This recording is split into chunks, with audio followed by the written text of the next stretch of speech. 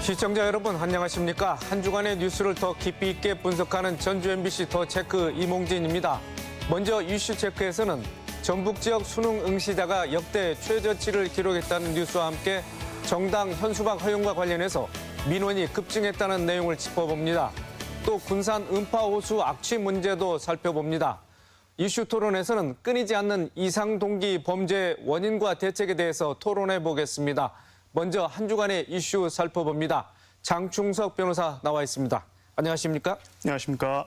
네, 2024학년도 대학 수학능력시험 응시 원서 접수 결과 전북 지역 응시생 수가 역대 최저치를 기록했다고 하는데요. 어느 정도입니까? 네, 올해 수능일이 11월 16일입니다. 전라북도 교육청에서 올해 수능 응시 원서 접수를 마감을 하고 그 통계치를 발표를 했는데요. 지금 전라북 도내에서 올해 수능 응시자 수는 16,805명으로 집계가 됐습니다. 이게 지금 작년보다 295명이 줄어든 수치인데요. 일단 이 수치는 역대 최저치고요. 그리고 도내에서 수능 응시자 수가 17,000명 밑으로 떨어진 것도 올해가 지금 최초가 됐습니다. 지난 2019년도 수능 당시에 응시자 수가 2만 명이 이제 마지막으로 넘었었는데 5년 만에 지금 17,000명 밑으로 떨어지는 상황이 된 것입니다. 네, 이번 수능 응시자의 또 다른 특징은 재수생과 검정고시생을 포함한 이른바 N수생이 증가했다고 하는데요. 어떤 이유가 있습니까? 일단 그 현재 고등학교 3학년에 재학 중인 그 재학생 응시자 수가 줄어든 부분은 아무래도 이제 그 저출산이라든가 인구 유출로 인해서 도내 학생 수가 감소한 영향이 있는 것으로 보이고요. 반면에 이제 졸업생이라든지 검정고시 출신 응시자 수는 올해 오히려 늘었습니다. 이 부분은 좀 아무래도 그 정책적인 원인이 있는 것 같은데요. 지금 현재 대학 입시에서 정시를 확대하는 그런 기조가 유지가 되고 있어서 수능의 중요성이 지금 상대적으로 높아진 상황이기도 하고요. 그리고 또 올해 수능은 그 쉬운 수능이 될 것이다 이런 기대감도 좀 있는 것 같아요.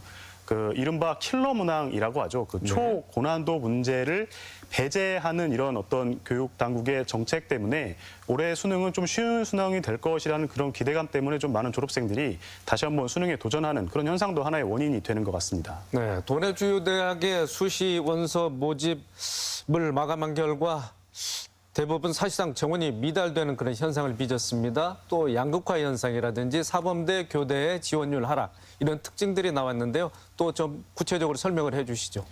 그 지난 15일에 수시 모집을 마감을 했는데 그 수시 모집 같은 경우에는 수험생 한 명이 6개 대학에 동시에 지원을 할 수 있기 때문에 경쟁률이 이제 6대 1이 되지 않으면은 사실상 정원에 미달했다 이렇게 판단을 할 수 있습니다. 그런데 지금 도내 대학 중에서 수시 경쟁률이 6대 1을 넘는 곳이 전북대학교 한 곳밖에 없는 그런 상황입니다.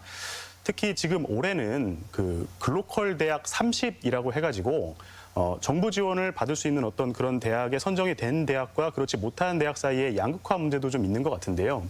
도내에서는 지금 전북대학교만 그 예비 지정을 받은 상황의 영향도 좀 있는 것 같습니다. 그리고 지금 교대 같은 경우에도 수시 지원율이 계속 하락을 하고 있는데 아무래도 과거보다 이 임용에 대한 어떤 부담이 더 늘어나기도 했고 또 최근에 어떤 교권 추락이라든가 이런 이슈의 여파로 인해서 교대의 위상이 좀 과거보다 떨어진 그런 영향도 있는 것 같습니다. 네, 해마다 되풀이되고 있는 신입생 모집난이 올해도 가중될 것이다 이런 예측이 나오고 있는데 자 그렇다고 보면 신입생 유치전도 치열해질 것 같습니다. 올해 그 도내 주요 대학 10곳에서 모집하는 그 수시 모집생 정원보다 지금 현재 도내 고등학교 3학년 재학생 전체 숫자가 더 적습니다. 이것이 지금 상당히 만성적으로 계속되고 있는 그런 문제이기도 한데요. 그래서 이제 각 대학들이 매년에 이제 입시철만 되면 신입생들 유치에 총력을 벌이는 그런 상황들이 매년 반복이 되고 있기도 하고요. 특히 올해 같은 경우에는 좀 특이한 현상이 각 대학에서 이제 신입생 유치에 보다 유리한 어떤 학과를 신설을 하고 또 기존에 그와 같은 학과들이 있으면 정원을 좀 늘리는 방식으로 대응을 하는 것이 좀 올해는 특이한 현상인 것 같습니다. 그리고 예년처럼 뭐 장학금 혜택이라던가 기숙사 혜택 같은 것들을 홍보하는 이런 전략들도 많이 쓰고 있습니다. 네, 자 좀 전에 말씀하신 대로 뭐 초고난도 문항 이른바 이제 킬러 문항을 배제하고 문이과 통합 수능에 뭐 영향도 있을 것 같고 뭐 이밖에 올 수능이 다른 해와 좀 달라지는 점 있으면은 어떤 것들을 뽑을 수 있을까요? 일단 그 올해 수능 체제가 그 지난 2022년도 수능에 도입된 체제가 유지가 되고 있는 상황이고요. 당분간은 이런 체제가 계속 진행이 될 것으로 보입니다. 다만 이제 그 대학 입시라는 측면에서 놓고 봤을 때 올해 대학 입시에서 크게 변화된 부분 중에 하나가 그 학생부의 반영 방식이 많이 달라졌다라는 것인데요. 쉽게 얘기해서 이제 학생부에 기재하는 내용이라던가 그런 것들을 입시에 반영하는 그런 부분들이 좀 축소가 된 부분이 있습니다. 그래서 상대적으로 수능의 중요성은 오히려 그만큼 증가된 면도 있는 상황이라고 볼 수 있습니다. 그러니까 지금 좀 전에 뭐 쉬는 수능이다 이런 얘기도 나오기는 했지만은 오히려 이제 그 수능이라는 것이 변별력이 있어야 되는 부분도 분명히 있고 또 방금 말씀드린 요인들로 인해서 수능의 중요성은 좀 더 높아진 측면도 있기 때문에 사실 학생들이 느끼는 그런 부담감은 예년과 크게 달라지지 않은 어떤 그런 상황으로 볼 수도 있을 것 같습니다. 네, 알겠습니다. 자, 다음 이슈입니다. 최근에 정당이 게시한 현수막이 시내 곳곳에 내걸려 있습니다. 근데 그 수가 상당히 많죠. 또 정치 관련 그런 문구들, 자극적인 문구들이 눈살을 찌푸리게 하는 경우도 많은데, 자, 이런 현수막이 허용된 게 지난해 국회에서 통과된 5개 광고물법 개정안 때문이라는데 어떤 내용입니까? 도시 지역에 현수막을 걸려면은 그 관할 지자체 단체장의 허가를 받아야 되고요. 또 지정된 게시대에다가 이제 게시를 해야 되는데 예외적으로 뭐 관훈상제라던가 뭐 학교 행사라던가 이런 비영리 목적으로 단기간 게시하는 현수막 같은 경우에는 허가 없이도 게시할 수 있는 법 규정이 있습니다. 그런데 이제 작년에 그 5개 광고물법이 개정이 되면서 정당의 현수막도 이렇게 그 허가를 받지 않고 게시할 수 있도록 법 규정이 개정이 된 것인데요. 아무래도 이제 정당 활동이라는 것이 헌법상에 보장된 어떤 자유, 기본권에 관련된 내용이기도 하고 그래서 이런 부분들을 좀 더 폭넓게 보호하기 위해서 어떤 정당의 정책이라던가 정당의 현안을 홍보하는 목적의 현수막 같은 경우는 허가를 받지 않고도 게시할 수 있도록 그렇게 법 개정을 했었습니다. 네, 말씀하신 대로 정당 현수막 게시 규제가 완화되면서 전주시에는 그런데 이제 관련 민원이 급증하고 있다고 하는데 어느 정도나 됩니까? 지금 법 개정을 전후로 해가지고 전주시를 기준으로 해서 법 개정 전에는 한 달에 10건 남짓 정도 민원이 제기가 됐다고 하는데 법 개정 후에는 이 민원 제기 건수가 130여 건 이상으로 급증한 상황이라고 하고요. 이게 이제 5개 광고물법 시행 전후로 해서 현수막 개수가 뭐 어느 정도 늘어났다 이런 통계를 따로 집계하고 있지는 않기 때문에 관련된 민원 증감을 통해서 현수막 설치 건수를 우리가 좀 유추해 볼 수 있는 건데 민원 증가 건수를 보면은 지금 설치된 현수막이 굉장히 급격하게 늘었다 이렇게 추측을 할 수 있을 것 같습니다. 이것이 지금 뭐 전주에만 국한된 상황은 아니고 전국적으로 동일한 현상이 벌어지고 있습니다. 네, 뭐 혐오와 또 비방을 하는 내용이라든가 또 실명을 거론하면서 인신 공격을 하는 듯한 내용의 이런 현수막이 내걸렸다. 이게 법적으로 어떤 처벌이 가능합니까? 일단 그 정당 현수막이라고 해가지고 관련법에 아무런 제한이 없는 것은 아닙니다. 그렇겠죠. 뭐 어떤 형식적인 제한도 분명히 있고요. 뭐 예를 들어서 정당 현수막을 걸 때 정당의 명칭을 반드시 기재를 해야 된다던가 뭐 이런 규제가 있기도 하고 그리고 또 특정 정당이라든지 어떤 공직선거 후보자에 대해서 추천을 한다거나 아니면 반대를 한다거나 이런 내용은 기재할 수 없게 돼 있습니다. 그렇기 때문에 예를 들어서 어떤 특정 공직선거 후보자의 실명을 거론하면서 뭐 비방을 한다던가 인신공격적인 내용을 쓰게 되면은 관련법에 따라서 규제될 가능성도 분명히 있기는 한데요. 이렇게 되면은 이제 그 현수막은 허가받지 않게 되면은 5개 광고물법 위반이 돼서 1년 이하의 징역이라든지 1,000만 원 이하의 벌금에 처할 수 있도록 하고 있거든요. 그런데 다만 이제 단순한 혐오 표현이라든가 인신공격성 내용 같은 경우에는 지금 현행 5개 광고물법으로는 규제하는 것이 현실적으로 쉬운 상황은 아닙니다. 네. 뭐 이런 가운데 전주시 의회에서는 뭐 조례를 제정해서라도 단속에 나서야 한다 이렇게 주장을 하고 있습니다. 실제로 뭐 인천광역시에서는 조례를 제정해서 뭐 단속을 하고 있는 그런 상황이고요. 대법원에서도 철거에는 문제가 없다 이런 뭐 결론을 내린 걸로 알려져 있습니다. 자, 내용을 좀 구체적으로 설명을 해주시죠.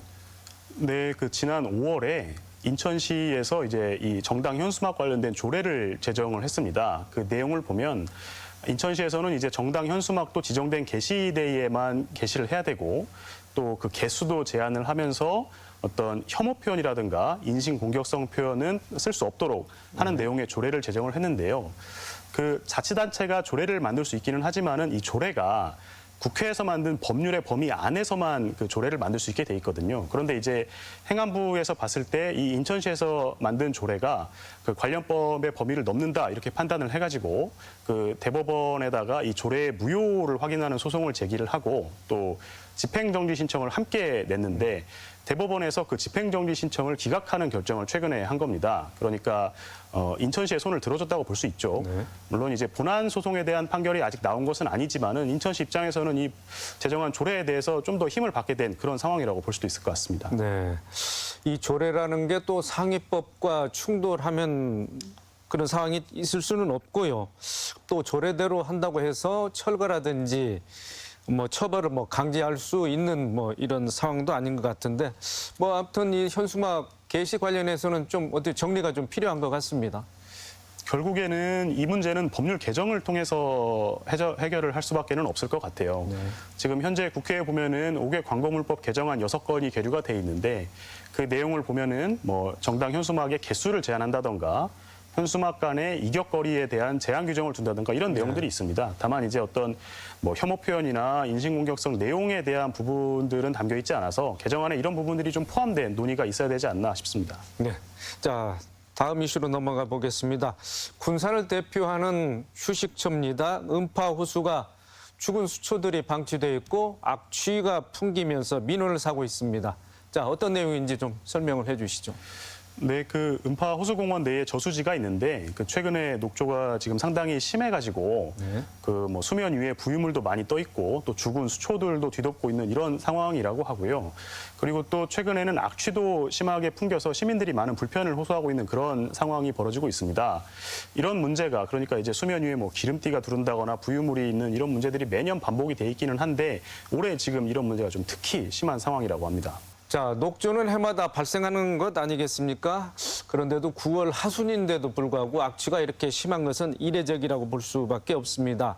자, 원인은 어떻게 분석되고 있습니까? 네, 녹조라는 것이 이제 여름철에 기온이 상승하게 되면은 수온도 같이 상승하면서 그 물속에 있는 녹조류들이 이제 폭발적으로 증식을 하면서 발생을 하게 되는 건데요. 그렇기 때문에 기온이 떨어지게 되면은 자연스럽게 녹조 현상도 완화가 되는 것이 일반적입니다. 그런데 올해 같은 경우에는 지금 무더위가 상당히 오랫동안 지속이 되고 있어서 이 녹조 현상이 더 심한 것 같아요. 지금도 절기상으로 보면은 뭐 처서라든지 백로 이렇게 절기가 다 지나서 완연한 가을에 이르렀는데도 뭐 낮 기온이 뭐 30도 안팎을 오르내리는 이런 상황이 지속이 되고 있다 보니까 더위가 장기간 지속이 되고 있다 보니까 녹조 현상이 계속적으로 좀 심해지고 있는 상황인 것 같습니다. 네, 상황에 이런데도 해당 기관의 관리는 소홀하다 이런 지적이 나오고 있습니다. 자, 관련 기관에서는 어떻게 대처를 하고 있습니까? 지금 그 군산 호수공원 내에 있는 저수지 같은 경우에는 그 한국농어촌공사 군산지사에서 관리를 하고 있습니다. 지금 군산지사에 따르면은 이 매월 그 저수지 내에 수질 측정을 하고 있다고 하고요. 그리고 녹조 현상이 관측이 된 후에는 인력이라든가 장비를 투입을 해가지고 수면 위에 있는 뭐 부유물이라든지 저수지 바닥에 있는 뭐 죽은 수초라든가 이런 것들을 수거하는 작업을 하고 있다고 합니다. 그리고 녹조 방지 장치들도 제거 장치들도 지금 투입을 하고 있는 그런 상황이라고 하는데 지금 군산지사에 따르면은 수질 측정을 하고 있는 결과에 따르면 어떤 그 저수지 내의 수질에 큰 변화는 없는 상황이라고 판단을 하고 있다고 합니다. 자, 전북 혁신도시 내 기지제 녹조도 그러고 음파 호수 공원의 악취도 그렇습니다만은 인근 시민뿐 아니라 외지 관광객들도 많이 찾는 곳이지 않겠습니까? 상황이 이렇다 보면은 뭐 나쁜 이미지를 심어줄 수밖에 없는 상황이고, 자, 오염 기준이 일정 이상이 되면은 뭐 역학 조사를 한다든지 약품 처리를 해서 그 상황에 맞게 즉각적인 대처가 좀 필요할 것 같습니다. 지금 이런 문제가 매년 반복이 되고 있는데 그 정도는 매년 좀 심해지고 있는 것 같습니다. 지금 그러다 보니까는 여러 전문가들이 지적을 하고 있는 것이 좀 정확한 원인 파악이 이루어져야 된다. 그러기 위해서 수질 분석이라던가 역학 조사 같은 것들을 해야 된다라는 그런 의견들이 나오고 있거든요. 지금 군산 호수공원 같은 경우에는 주변에 상가도 많고 상당히 유동인구도 많은 지역이기 때문에 어떤 생활 하수라던가 별도의 오염원 같은 것들이 있을 가능성이 제기가 되고 있는 그런 상황입니다.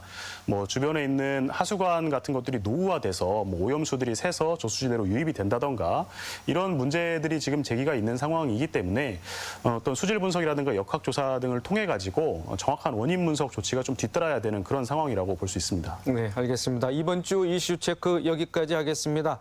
장충석 변호사 수고 많으셨습니다. 감사합니다.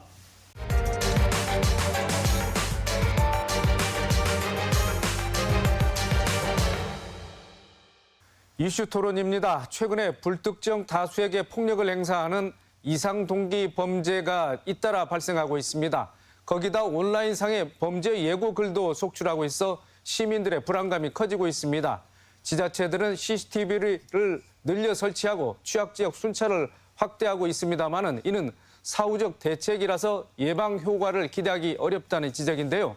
우리 일상을 위협하는 이상동기 범죄 원인과 대책은 무엇인지 이야기 나눠보겠습니다. 토론에 참여할 세 분 모셨습니다. 이상열 전북 정신건강복지센터장, 김소라 현대범죄심리연구소장, 서자영 변호사 나오셨습니다. 안녕하십니까? 네, 안녕하세요. 네. 자, 먼저 김소라 소장님, 불특정 다수를 향한 폭력, 이른바 묻지마 범죄라고 할 수 있는데 최근에 경찰청에서는 이상동기 범죄로 용어를 좀 순화해서 이렇게 쓰고 있지 않겠습니까? 자, 무동기 범죄, 무차별 범죄라고도 하는데 이 용어의 개념 좀 정리를 좀 해주십시오. 네, 맞습니다. 지난해 1월 경찰은 묻지마 범죄의 공식 용어를 이상동기 범죄로 정하고 체계적인 사례 분석과 대응책을 준비하고 있습니다. 예, 그런데 아직도 범행 동기가 명확하지 않거나 불특정 대상을 상대로 하는 이른바 묻지마 범죄 또는 무동기 범죄, 분노 조절 장애 범죄로 혼용하고 있는 상황입니다. 자, 이상동기 범죄하면 우리가 일반적으로 상당히 어려운 개념으로 많이 생각하고 있습니다. 하나의 범죄가 발생을 했을 경우에는 우리가 보통 왜 범인이 저러한 사건을 저질렀을까? 동기가 무엇일까?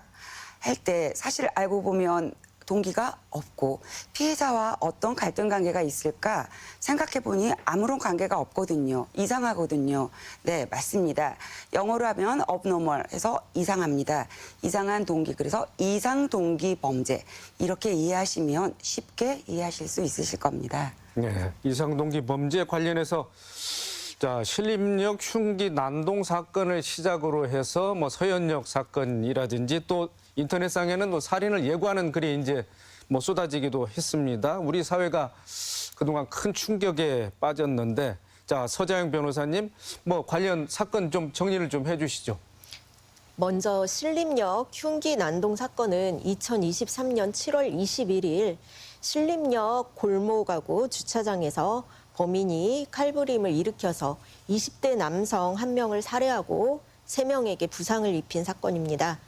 신림동 흉기 난동 사건은 범인이 자신의 주거지에서 서울 특별시 금천구의 할머니 집에까지 있다가 할머니 집 인근인 독산동에서 흉기를 미리 구입하여 준비를 해서 택시를 타고 범행 장소로 이동했다고 합니다. 다음으로 서현역 흉기 난동 사건은 2023년 8월 3일 경기도 성남시 분당구 서현동의 한 백화점에서 범인이 차량을 인도로 돌진시켜서 사상자를 낸 뒤에 주변 행인에게 칼부림을 일으킨 사건입니다. 가해자는 행인뿐만 아니라 지나가는 사람들을 대상으로 미리 준비한 흉기를 가지고 무차별적으로 습격을 한 것으로 알려져 있고 10명 이상의 사상자가 발생하였습니다. 서현역 흉기 난동 범인은 범행 전날 인근 마트에서 흉기를 구입한 것으로 알고 있습니다. 마지막으로 신림동 공원 강간 사건은 2023년 8월 17일 날 범인이 신림동 관악산 생태공원 등산로에서 30대 여성을 너클로 폭행을 한 후에 성폭행을 해서 결국 심한 부상을 입은 피해자가 사망하는 사건이었습니다. 이 범인은 4개월 전에 너클을 미리 구입을 해서 이를 이용해서 일면식도 없는 피해자를 폭행해서 결국 사망에 이르게 한 사건입니다. 이상의 사건들 모두 가해자, 피해자 사이에 아무런 관계가 없고 특정한 이유 없이 불특정 대상을 상대로 한 범죄라는 것이 이 사건들의 특징이었습니다. 네. 자, 김 소장님, 이상동기 범죄, 가해자와 피해자가 아무런 관련도 없고 불특정 다수를 향한 이런 폭력인데, 자, 이런 범죄가 발생하는 원인, 자, 그동안 범죄 심리를 많이 해오신 전문가로서 어떻게 진단을 하실 수 있겠습니까? 네, 크게 세 가지로 원인을 볼 수 있습니다. 첫 번째로 이제 심리학적 원인이 있고요. 두 번째는 정신병적인 원인, 세 번째는 사회학적 원인인데, 쉽게 풀어서 설명을 이제 말씀드리자면, 심리학적 원인으로는 일반인과 다르게 공격성이 상당히 강하거나 회피하려는 성향이 강합니다. 그리고 망상 장애가 있거나 분노 조절이 어렵다는 점이죠. 쉬운 예로 여러분들이 그 아주 오래전에 유영철 사건을 잘 아실 겁니다. 불특정 다수를 대상으로 했는데 나름대로 이제 계획이 상당히 치밀한 부분, 공격성이 강했고 망상 장애를 보이고. 또한 여기서 이제 두 번째 특징으로 우리가 볼 수 있는 것은 정신병적인 원인인데 공감 능력이 일반인들하고 다르게 상당히 결여됐다는 점. 그리고 반사회적인 성격장애, 아까 앞서 말씀해 주신 그 사이코패스적인 복합적인 원인. 아주 오래전에 그 여러분들이 익히 잘 아시는 오원춘 살인 사건도 보면은 그 수원에서 발생한 사건인데 이들이 피해자를 직접적으로 그 범죄 행위를 할 때 사용했을 때 피해자들이 극도로 고통스러워함에도 불구하고 이들은 이런 것들을 일반인과 다르게 해석한다는 부분. 실제로 이들의 그 뇌 측면 전두엽 같은 곳을 살펴봤을 때 일반인들과 상당히 다른 그 양상을 보이고 있다는 것을 또 알 수 있습니다. 세 번째로 이제 사회학적 원인인데 이 부분은 이제 요즘 많이 우리가 적용해 볼 수 있는 사례입니다. 외부적 요인으로 경제적 양극화에 따른 실업률이나 빈곤에 따라서 자신의 처지에 대해서 많이 비관을 하고 가족 여체 현상, 그리고 또 다양한 사회적 요소에 의해서 자기 통제력이 붕괴된 상태에서 자존감이 상실되고 유대와 이제 관련한 심리적 고통, 이제 고립에 대해서 대표적으로 지존파 굉장히 오래된 사건이죠. 그 유전무죄, 무전유죄 이러한 사건들을 보면은 이러한 사회적 그 흐름의 영향들이 바로 지금과 같은 이상동기 범죄를 많이 미루어서 우리가 생각해 볼 수 있겠지요. 네. 자, 이상열 센터장님, 네네. 뭐 임상에서 많은 이상 동기 범죄에 관련된 이런 환자들을 접하셨을 텐데, 우리 뭐 센터장님께서는 이상 동기 범죄가 발생하는 원인 어떻게 꼽으실 수 있겠습니까? 이제 과거에도 있었고요. 앞으로도 있을 겁니다. 이제 그게 사이코패스나 소시오패스로 알려진 반성격 장애 같은 유형의 사람들이 있고요. 이런 사람들이 자신의 좌절감과 불행, 분노 이런 것을 외부로 투사해서 불특정 다수에게 자신의 분노들을 해결하는 방안으로서의 어떤 방법이 있고요. 세 번째는 이제 요즘 많이 오해가 되고 있는 것 중에 한 가지가 중증 정신질환, 특히 조현병과 조울병 같은 중증 정신질환이 이상 범죄를 많이 일으킨다고 많이 표현하고 있는데 실제는 그렇지는 않습니다. 오히려 훨씬 더 일반인에 비해서 범죄율은 훨씬 낮은 편인데 예측하지 못하고 또 이상한 형태로 나타나기 때문에 이제 우리가 이상 범죄를 자꾸 표현하고 있는데요. 이렇게 세 가지 유형을 놓고 볼 때 앞에 두 가지 유형, 사이코패스와 소시오패스가 오늘날 우리 사회에 가장 큰 문제가 될 거라고 예상하고 있습니다. 네. 자, 김 소장님, 이상 동기 범죄에 대한 통계나 연구는 뭐 사실 그렇게 활발하지는 않은 편이라고 합니다. 그렇지만 그 특징이라든가 그 유형 어떻게 분류를 할 수 있겠습니까? 예, 이상 동기 범죄에 대한 그 통계나 연구가 과거에도 진행되긴 하였습니다. 그런데 활발하다고 표현하기에는 사실 이 조사 자체가 굉장히 어렵습니다. 가장 큰 특성을 살펴보면 우선은 이 연구가 초점을 맞추기가 어렵다는 것입니다. 범죄학에 있어서 우리가 쉬운 예로 학교폭력, 뭐 성폭력 또는 뭐 강력범죄 이렇게 유형을 나눌 때는 어떤 공통된 그 틀에 의해서 준거 틀에 의해서 나눠야 하는데 그런 것들을 공통적으로 나누기가 참 어렵다는 거예요. 얼마 전에 저희 전주에서 그 천변에서 일어난 사건을 살펴보자면 여러분 그 지리적 프로파일링이라는 단어가 조금 생소하실 텐데 범죄자들이 그 사건 현장에서 우리가 사는 그 주거지, 즉 범죄자가 사건 현장에서 본인이 살고 있는 주거지에 평균 어느 정도의 거리에 살고 있을까라고 학자들이 이제 연구를 해봤습니다. 가깝게는 뭐 1, 2분, 걸어서 1, 2분 거리, 아니면 멀게는 1시간, 즉 사건 현장과 범인이 살고 있는 그 주거지에 하는 평균 거리, 이 지리적 프로파일링을 점선으로 연결해 본 결과 우리도 익히 알 수 있는 가장 그 산책하기 쉬운 거리, 우리가 걸어서 편한 거리 주로 30분 이내. 요번에 마찬가지로 전주천 그 산책거리 그 2km 반경 딱 그 정도 나왔습니다. 범죄가 늘 이렇게 딱 떨어지듯이 유형이 나오면 좋을 텐데 그렇지가 않고 이런 이상동기 범죄 같은 경우는 늘 들쑥날쑥합니다. 동기가 불분명하고 첫 번째 불명확하고 비전형적인 동기입니다. 무동기. 원한이나 금품과 상관없이 동기가 불분명한 경우가 대다수입니다. 그런데 이제 증오 동기 같은 경우도 있습니다. 사회 전체에 대한 주관적인 분노. 미국이나 유럽 같은 경우가 많겠지요. 특히 이제 헤이트 크라임이라 해가지고 증오 범죄인데 인종 차별이라든지 뭐 성소수자 혐오 이런 케이스가 지금 미국이 굉장히 이런 총기 난사 같은 경우가 이제 대표적인 경우라고 할 수 있습니다.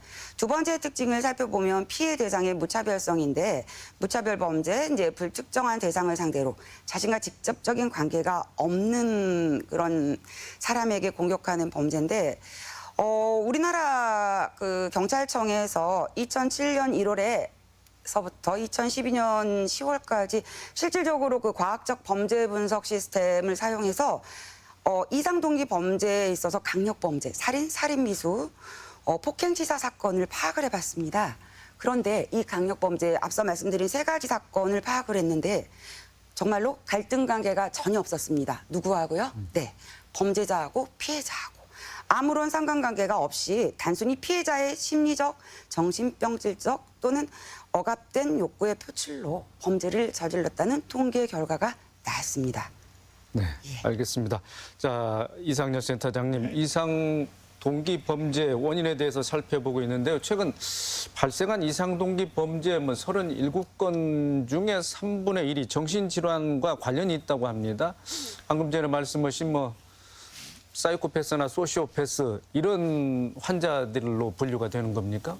사이코패스와 소시오패스는 환자로 분류되지는 않고요. 네.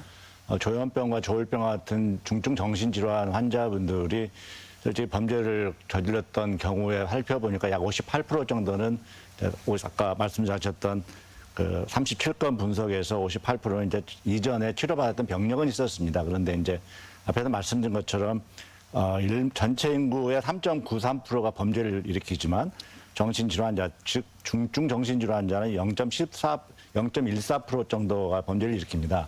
근데 이제 왜 이게 문제가 되냐면 중증 정신질환에서 DUP라고 하는 것이 있습니다. 그러니까 Duration of Untreated Psychosis라고 해서 정신병적 장애가 있는데 치료를 받지 않은 기간이 길어지면 길어질수록 이 환자분들이 중증 정신질환의 증상에 놓인 상태가 되고 이런 놓인 상태에서는 현실과 비현실을 구분하기 어렵기 때문에 이런 상태에서 이제 범죄를 저지를 수 있는 가능성이 있는 거죠. 그래서 이 DUP를 줄이는 것이 가장 중요한 우리나라의 과제라고 생각합니다. 네. 자, 흉기 난동을 벌인 조선이라든지 최원정 또래 여성을 살해한 정유정도 그렇고 사회와 단절된 이른바 은둔형 외톨이라는 공통점이 있지 않겠습니까? 네. 자, 우리나라의 은둔형 외톨이 그 상황은 어떻고 그 심각한 정도는 어떻습니까? 은둔형 외톨이라고 하는 것은 대개 이제 6개월 이상 사회적 접촉을 피하고 있는 사람들을 되게 이야기하는데요. 우리나라 조사에 의하면 약 24만 명 정도의 청년들이 은둔형 외톨이라고 좀 알려져 있습니다. 근데 이 퍼센트는 2.4%로 1.78%라고 하는 일본보다도 좀 많았고요. 최근에 이제 보고됐던 결과들은 서울에서 한 결과에 의하면 약 4.5% 정도가 이제 은둔형 외톨이라고 알려져 있는데요. 잘못된 인식 중에 한 가지는 은둔형 외톨이가 범죄를 저지르지 않습니다. 많은 분들이 그냥 범죄를 일으켰던 이상범죄의 범죄자들이 혼자 있다가 범죄를 일으켰다고 해서 이게 은둔형 외톨이라고 하는데요. 은둔형 외톨이를 오히려 범죄자로 낙인 찍게 되면 오히려 사회에 더 복귀하기 어려운 문제가 많이 발생하게 됩니다. 은둔형 외톨이의 가장 많은 원인들은 결국은 실직이라든지 경제적 어려움이 가장 많고요. 두 번째는 심리적, 정신적 어려움, 세 번째는 이제 대인관계 어려움들이 있습니다.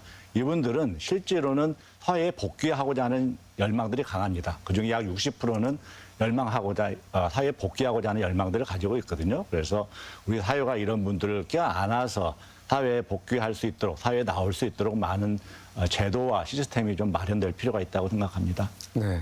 자, 서재영 변호사님, 최근 흉기 난동 사건은 이제 수도권을 중심으로 해서 발생한 이런 범죄들이었지 않겠습니까? 그렇지만 이제 도내에서도 이상동기 범죄라고 할 만한 그런 유형의 사건들이 없었던 건 아니죠? 네, 전라북도 내에서도 이상 동기 범죄라고 할 만한 사건들이 많이 있었습니다. 아파트 단지 내에서 30대로 추정되는 남성이 둔기를 이용해서 피해자를 폭행해서 도주하는 사건도 있었고, 건물 계단에서 40대 남성이 피해자를 흉기로 찌르고 도주하는 사건도 있었습니다. 또한 길가에서 초등학생이 하교하고 있는데 초등학교 학생을 폭행해서 시민들이 신고하는 사건도 있었습니다. 온라인에서 특정인 및 불특정 다수를 상대로 해서 살인 협박 및 살인을 옹호하는 글을 수십여 차례 게시해서 50대가 경찰에 붙잡히는 일도 있었습니다. 네. 자, 김 소장님, 사실 또 우려되는 게 언론에서도 지나치게 뭐 자극적인 영상을 뭐 보낸다든지 또 범죄 정보가 될 만한 사안들을 노출하는 경우도 있습니다. 자, 모반 범죄나 유사 범죄에 대한 우려도 있고요. 살인 예고 글을 보면 마치 뭐 놀이를 하듯이 뭐 이렇게 번지고 있다 이런 생각이 드는데, 갈수록 이런 유형의 범죄들이 좀 상상을 초월하는 이런 상황인데, 자, 어떻게 보고 계십니까? 네, 맞습니다. 언론의 우리가 기능을 살펴보자면 크게 순기능과 역기능이 있습니다. 예, 순기능이라고 살펴보면 이제 일종의 카타르시스 기능이겠지요. 요즘 흔히 이제 많이 유행하고 있죠. 국가가 해결하지 못하면 우리가 하겠다면서 이제 드라마도 많이 유행하고 이런 권선징악을 대신 해줄 때는 통쾌함도 느끼고 우리가 때론 즐겁기도 합니다. 그런데 지금 우리가 우려하고 있는 건 바로 역기능입니다. 모방범죄, 아까 말씀하신 것들인데요. 대표적으로 이제 우리가 방아쇠 효과라는 것을 한번 생각해 볼 수 있습니다. 방아쇠 이론은 하고 싶던 일에 본인이 방아쇠를 당겨서 일을 실행시켜 버리는 것입니다. 대중의 호기심과 관심, 흥분을 만족시키는 것보다는 우리가 구체적인 해결 방안에 많이 힘을 써야 합니다. 우리 삶에 있어서 생명과 안전, 이러한 것들에 초점을 맞추어서 무엇이 더 중요한지를 한번 생각해 볼 때라고 생각합니다. 네, 알겠습니다. 이상열 센터장님, 신림동 사건 피해자 조선의 경우에는 범죄를 저지르고 보란듯이 뭐 담배를 피우고 또 계단에 앉았다가 순순히 또 뭐 검거되지 않았겠습니까? 네. 자, 마치 좀 범죄를 과시하듯이 하고 또 그걸 보고 동조하는 글이 또 인터넷상에 오르고 이런 사회적 병리 현상 어떻게 설명을 하실 수 있겠습니까? 이제 저희가 악성 그러니까 자기애라고 표현을 많이 표현을 합니다. 말그나트 나르시즘이라고 표현을 하는데요. 사람에 대한 공감 능력이 떨어져 있고 좌절감 겪을 때나 자존심이 다칠 때 분노 발작을 형태로 나타나는 사람들의 특징들입니다. 이런 사람들이 자기가 범죄를 저지르고 나서 그것이 마치 사람들로부터 과시를 하는 것처럼 생각하고 이런 걸 드러내려고 하는 성향들이 있는 사람들이 있죠. 이런 사람들의 일부들이 실제는 일부는 사이코패스, 그러니까 태어날 때부터 그런 충동성을 가지고 유전적이거나 생물학적인 기질을 갖고 태어났다는 사람이 있고요. 네. 이런 사람들의 유병률은 증가하지는 않습니다. 네. 문제는 소시오패스라고 알려진 사람들인데요. 아마 앞에서 말씀하셨던 그 사람도 소시오패스라고 생각하고 있습니다. 왜냐하면 어린 시절부터 부모로부터 충분한 사랑 없이 성장하고 어린 시절 학대와 방임, 양육 과정을 통해서 왜곡된 성격이 만들어지게 되면 성장해서 자신의 좌절이나 불행이 마치 타인에 의해서 유발된 것처럼 생각해서 투사라는 정신기제를 작동시키고 무조건 외부로 자신의 분노 감정을 표출하는 성향들을 갖게 됩니다. 아마 이러한 특징을 아마 나타내고 있지 않을까 생각하고 있습니다. 네, 알겠습니다. 자, 서자영 변호사님, 공포를 또 가중시켰던 게 온라인상에서 살인 예고글이 뭐 쏟아진다는 거 아니겠습니까? 전라북도에서도 이에 동조하는 글을 쓴 10대들이 뭐 부지기수로 또 검거가 됐지 않았겠습니까? 이들에 대해서도 형사처벌은 물론 가능하겠죠? 네, 최근 성인뿐만 아니라 청소년들도 온라인에서 흉기 난동을 예고해서 검거하는 일이 늘어나고 있습니다. 이들은 관심을 끌고 싶었다 또는 장난이었다고 경찰에서 진술을 했다고 하는데요. 하지만 장난으로라도 이런 글을 올리면 강력범죄 예고 글의 내용과 상황에 따라서 경범죄 처벌부터 협박, 위계에 의한 공무집행방해, 정보통신망법 위반, 살인예비죄 등 다양하게 처벌받을 수 있습니다. 다만 10대는 나이에 따라서 형벌이 다르게 적용이 되는데요. 만 10세 미만인 범법 소년은 어떤 형사적 처벌도 받지 않습니다. 만 10세 이상, 만 14세 미만인 촉법 소년의 경우에도 역시 형사처벌을 받지 않습니다. 다만 촉법 소년의 경우에는 소년법에 따라서 소년 보호 처분을 받을 수 있습니다. 그렇다면 만 14세 이상 범죄 소년은 그 행위의 정도에 따라 다른데요. 그 정도가 중하면 일반 성인과 같이 형사적으로 처벌을 받게 됩니다. 다만 그 정도가 중하지 않거나 비행 횟수가 적은 경우에는 소년법에 따라서 소년보호 처분을 받게 됩니다. 그리고 형사적 처벌과는 무관하게 10대의 부모들은 민사상 손해배상 책임을 부담할 수 있습니다. 따라서 아직 10대들이 성년이 아니더라도 단순히 관심을 끌거나 장난으로 절대 이런 행동을 해서는 안 됩니다. 네, 잘 알겠습니다.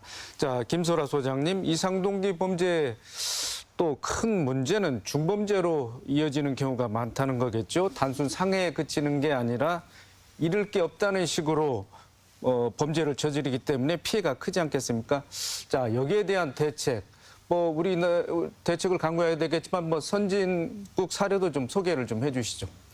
네, 앞서 말씀하신 것처럼 그 교수님께서 그 조현병을 많이 우리나라에서는 상당히 그 범죄 동기 어떤 탓으로 많이 돌린다는 경향이 있다고 하셨는데요.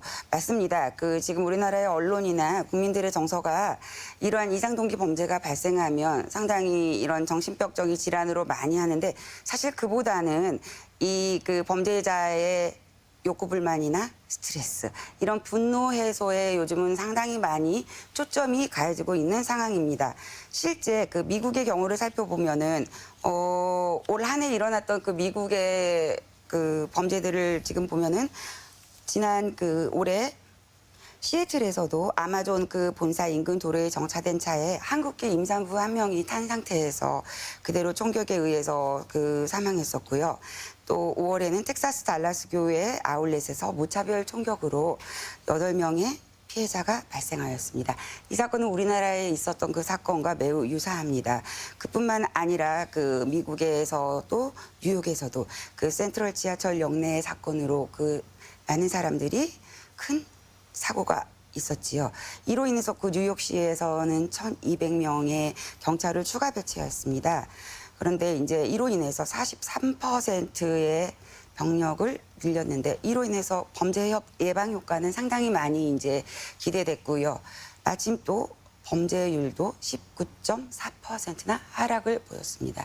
우리나라 정부도 그 지난 며칠 전이죠. 9월 18일 날 경찰청에서 이제 대거 발표를 했습니다.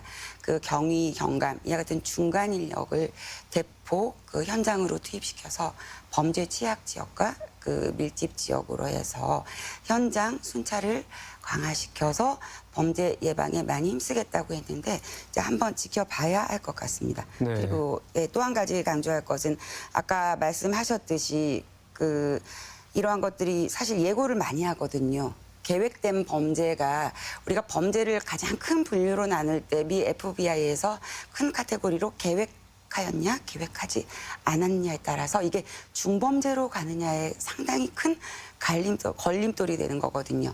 근데 대부분 근래에 들어서는 계획적이라는 거, 아까 말씀하셨듯이 그 신림동 사건 같은 경우도 계획적이라는 게 드러나지 않았습니까? 이러한 경우는 중범죄로 가기 때문에 계획 범죄는 분명히 현장을 한번 가보는 경우도 있고요. 그 범죄자가 나름대로 어떤 규칙에 의해서 상당히 무슨 시간차를 두고 계획을 하기 때문에 이런 것들을 미리 고지까지는 아니더라도 그런 낌새들을 우리의 직관으로 파악할 시간이 있기 때문에 수상한 점이 있으면 신고를 하는 것들이 좋습니다. 네. 자, 서재영 변호사님, 이상 동기 범죄에 대한 처벌을 강화해야 된다는 목소리가 높은데요. 가석방 없는 종신형에 대해서 법무부가 입법을 추진하고 있는 걸로 알고 있습니다.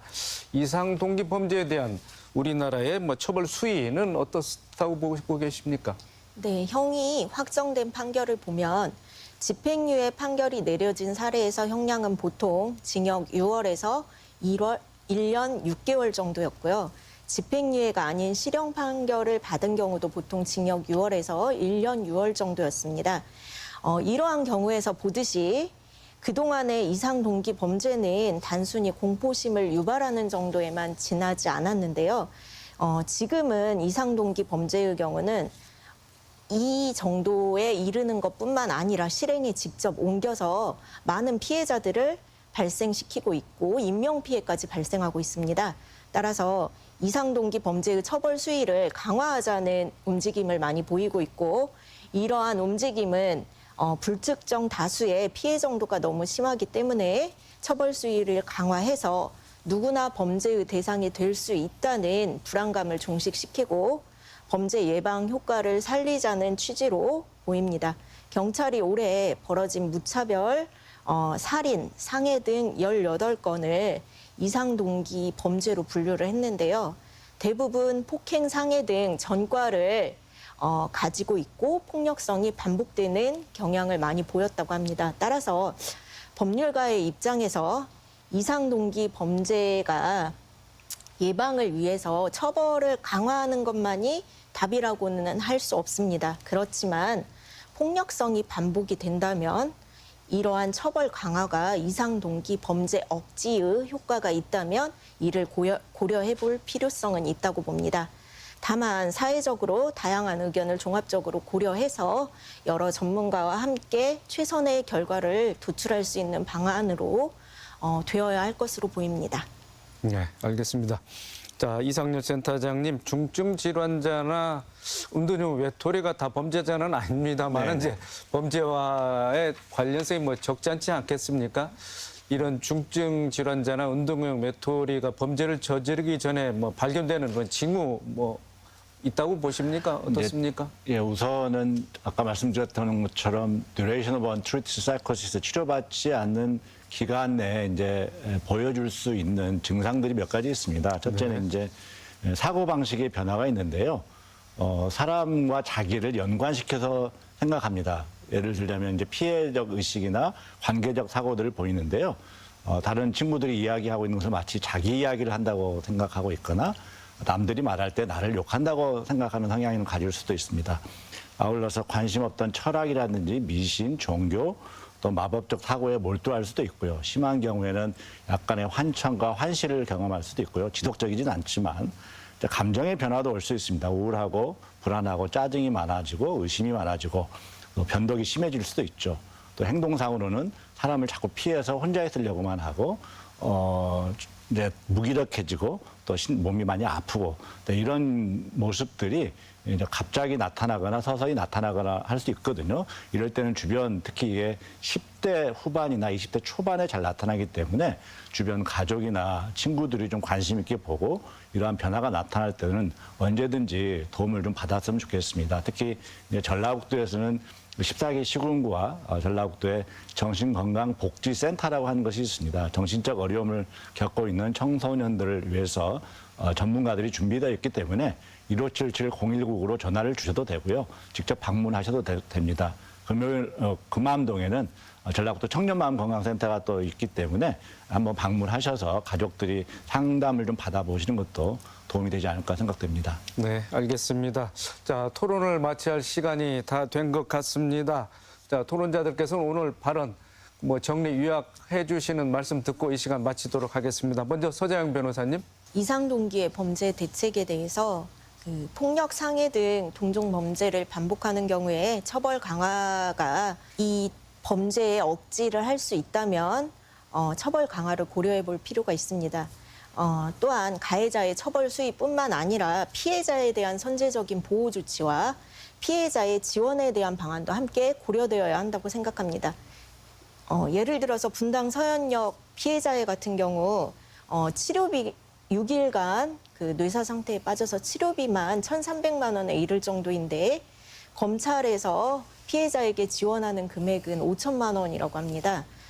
따라서 적어도 피해자가 그 가정이 이 피해로 인해서 그 가정의 생계가 곤란해지는 경우는 없어야 된다고 생각합니다. 따라서 보상에 대한 대책이 마련이 돼야 하고 또 법률적인 안전장치가 마련이 돼서 잘 적용되려면 입법, 사법, 행정 모두의 노력이 필요하다고 생각합니다. 네, 알겠습니다. 자, 이어서 김소라 소장님. 예, 끝으로 가빈드 베커의 범죄의 신호라는 책에서 나온 말을 인용하겠습니다. 모든 범죄는 신호를 보낸다 하였습니다. 크던 작던 범죄자는 그 희생자를 선택하는 과정에서 일련의 법칙이 존재한다고 합니다. 우리는 이런 것들을 직관으로 알 수 있다고 하죠. 이 직관은 우리의 학습된 개념입니다. 우리가 판단했을 때 수상하다고 생각하면 바로 신고하는 자세, 가장 기본이라고 생각합니다. 이상입니다. 네, 알겠습니다. 이상열 센터장님. 이상 범죄가 늘어난다고 하는 것은 우리 사회가 건강하지 않다고 하는 것을 나타낸다고 생각합니다. 사회가 건강하기 위해서는 한 개인이 태어나서 성인이 될 때까지 건강한 가정에서 건강한 양육 과정을 통한 건강한 정신을 가진 인격체로 성장할 수 있도록 우리 사회가 가정과 교육, 국가 시스템이 마련돼야 된다고 생각이 되고요. 특히 어린 시절에 부모로부터 양육 과정, 특히 사회로부터 애정과 사랑을 받고 큰 아이는 성인이 돼서도 자신의 분노와 충동들을 조절할 수 있는 능력들을 가지게 됩니다. 그래서 한 이상범죄의 한 단면만 보시지 마시고 그 어린 시절부터 어떻게 성장해 왔고 어떤 사람으로 살아왔는지를 좀 저희가 알아보고 이걸 토대로 우리 사회가 좀 더 건강해지고 또 건강한 마음에 좀 더 관심을 가지는 그런 기회가 됐으면 좋겠습니다. 네, 알겠습니다. 오늘 세 분 출연 주셔서 대단히 감사합니다. 네, 고맙습니다. 네. 깨진 유리창 이론이 있습니다. 하나의 깨진 유리창을 바로 수리하지 않으면 다른 모든 유리창이 깨진다는 이론인데요. 작은 무질서가 방치되면 더 큰 무질서가 발생을 하고 심각한 범죄로까지 이어질 수 있다는 겁니다. 최근 일련의 사건들을 보면서 이들 범죄자들이 검거와 처벌을 두려워하지 않는다는 느낌을 받았습니다. 이들의 폭주를 막기 위한 범사회적인 대책 마련이 시급해 보입니다. 더 체크 오늘 순서 여기서 마칩니다. 시청해 주신 여러분 고맙습니다.